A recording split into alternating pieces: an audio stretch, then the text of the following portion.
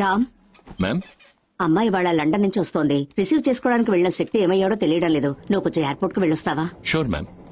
నువ్వు తన్ని చూడలేదు కదా, తన నంబర్ నోట్ చేసుకో.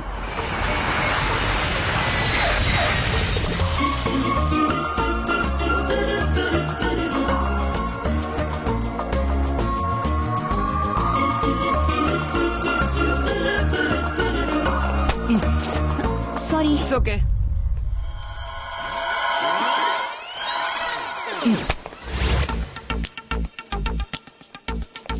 Excuse me. ఎస్. కావాలనే గుద్దారు కదా? లేదే. హే, కావాలనే కదా గుద్దావు? అవునండి. ఓకేనా?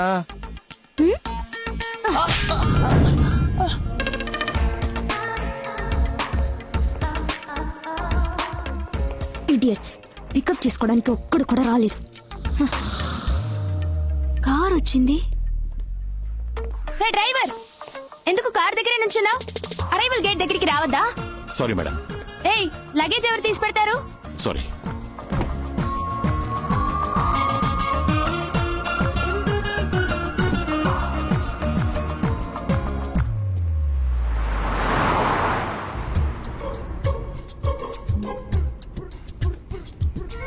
కార్లో ఏసీ వేసుకుని డ్రెస్ తీసుకుంటున్నావా? లేదు మేడం. మరి కూల్ గా ఉంది. మీరు వస్తారని ఏసీ వేసి ఉంచారు మేడం. Yeah, fine.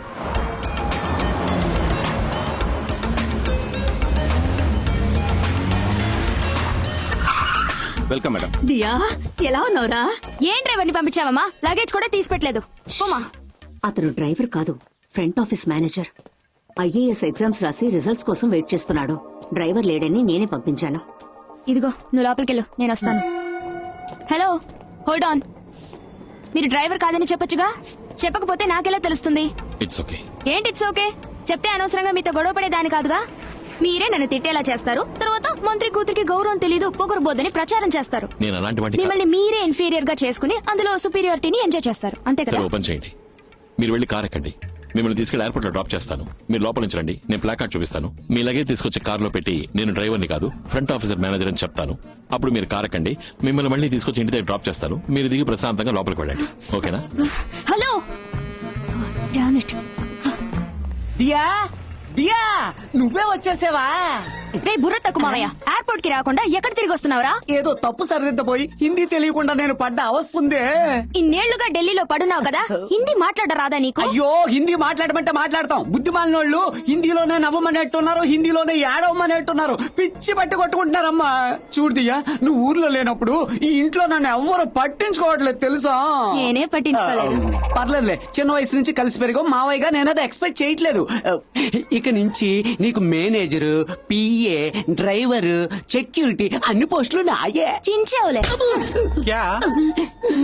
వీడికి కియా తప్ప ఇంకేమీ తెలిసినట్లేదే. కియా పాపా. రామస్వామి త్వరగా మండపానికి రమ్మని చెప్పు, మర్చిపోకు.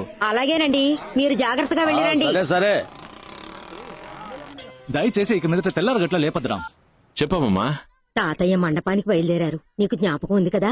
7:09 ముహూర్తం, హర్షగార్డెన్ లో పెళ్లి. అబ్బాయి పేరు లక్ష్మణ్, అమ్మాయి పేరు మధుమిత. 8:30కి లగ్నం. కరెక్టా?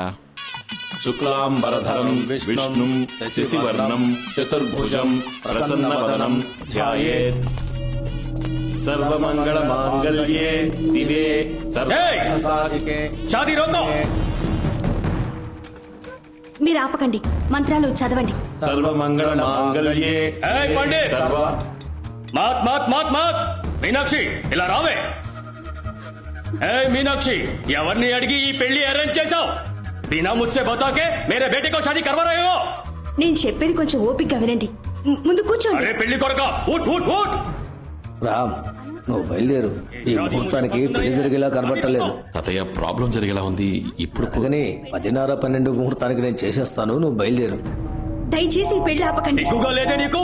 తూనే ముझे డైవోర్స్ కియా, లేకిన్ ఏ మేరే బేటీ హై నా. నా కూతురు పెళ్లి నాకే తెలియకుండా చేస్తావా? ఇది జరగనివ్వనే. నీ రౌడీజం నచ్చకే కదా నేను నీకు డైవోర్స్ ఇచ్చాను. దయచేసి నా కూతురి జీవితాన్ని నాశనం చేయకండి. పెళ్లి జరగనివ్వండి. क्यों रोकते आप? पहले शादी होने दीजिए. आप मेहरबानी करके बैठिए प्लीज. 2 गोली का पुलिस वाला मुझे समझाएगा?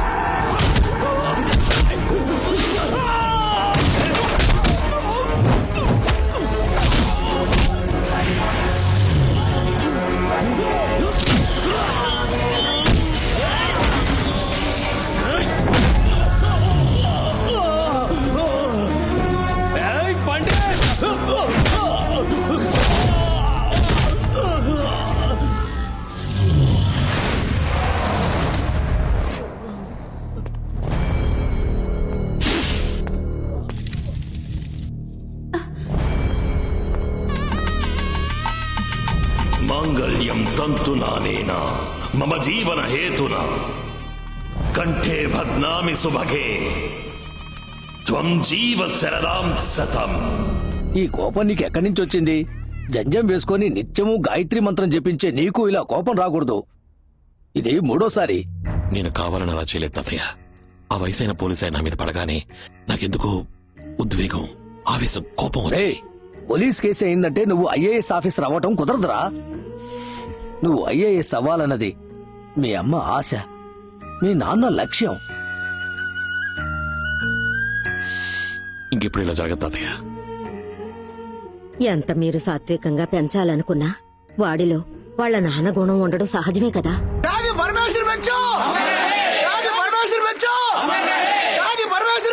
ఈ జిల్లా ప్రజానీకం కోసం త్యాగి పరమేశ్వర భిక్షు గారు చేసిన త్యాగాలు ఒకటా రెండా ఎన్నో ఉన్నాయి చెప్పుకుంటూ త్యాగి పరమేశ్వర భిక్షు గారి వారసులు విచ్చేయిస్తున్నారు.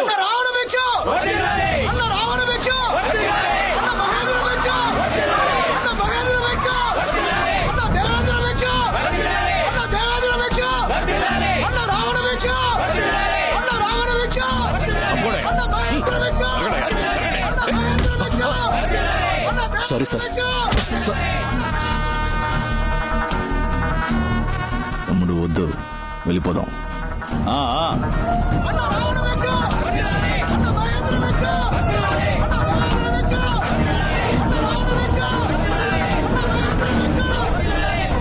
ఇలాంటి వాడిని త్యాగం చేసి ఇక్కడ విగ్రహం పెట్టడం వల్ల ఎన్ని యాక్సిడెంట్లు అయ్యాయి తెలుసా?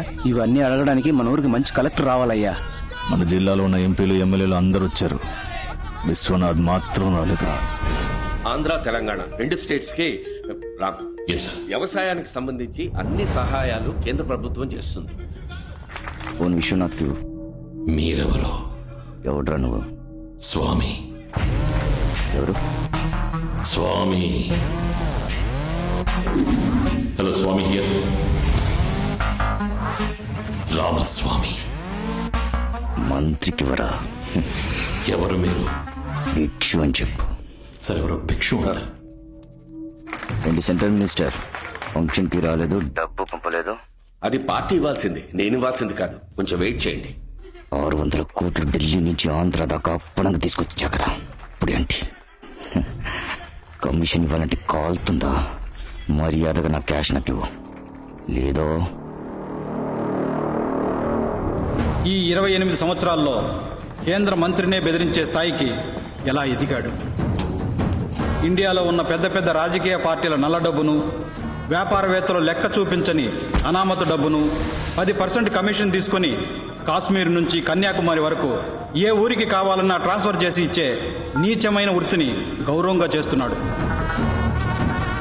అందుకని చాలా మంది రాజకీయ నాయకులకు, వ్యాపారవేత్తలకు ఇతన్ని చూస్తే భయం.